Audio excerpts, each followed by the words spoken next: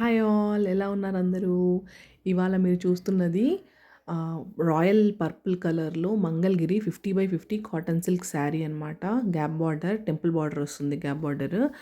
So, ఈ gap బార్డర్‌లో మనము హ్యాండ్ పెయింట్ చేసాము తాంజో స్టైల్‌లో స్వాన్స్‌ని బేబీ బ్లూ కలర్‌లో అండ్ చామంతి ఫ్లవర్స్ చాలా బాగా టర్న్ అవుట్ అయింది.